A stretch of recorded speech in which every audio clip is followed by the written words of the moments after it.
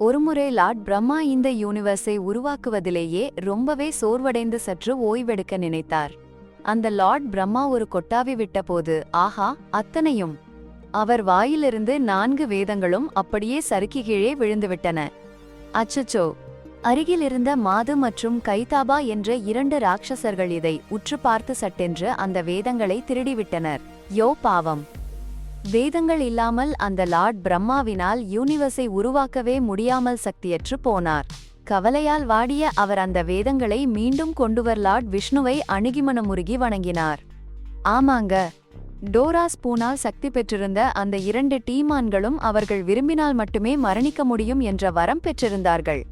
மாது மற்றும் கைதாபா லார்ட் நாராயணாவுடன் 1000 ஆண்டுகள் போர் புரிந்தனர். ஆனாலும் அந்த போர் முடிவே இல்லாமல் நீண்டு கொண்டே சென்றது. சாமர்த்தியசாலி லார்ட் நாராயணா அந்த 2 டீமான்களையும் ஏமாற்ற நினைத்து அவர்களுக்கு ஒரு பூனை வழங்க முன்வந்தார். அந்த டீமான்கள் ரொம்பவே திமிருடன் நாங்கள்தான் நாராயணனுக்கு ஒரு பூனை வழங்க முடியும் என்று அகங்காரத்துடன் கூறினர். அடடா! அதனால் லார்ட் நாராயணா உங்கள் உயிரையே தாருங்கள் என்று கேட்டார். அந்த ட்ரிக் வேலை செய்தது. ஆனால் டீமான்கள் தண்ணீரே இல்லாத ஒரு இடத்தில் மட்டுமே எங்களை கொல்ல வேண்டும் என்று கேட்டுக்கொண்டனர்.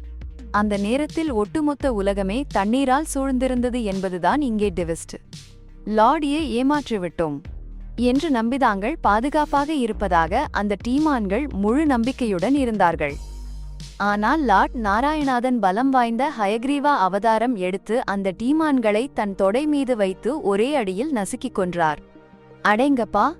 லார்ட் ஹயக்ரீவா அறிவின் சிகரமான வேதங்களை பாதுகாத்ததால் அவர் கடவுள் ஆஃப் நாலேஜ் ஆக இன்றும் வணங்கப்படுகிறார்.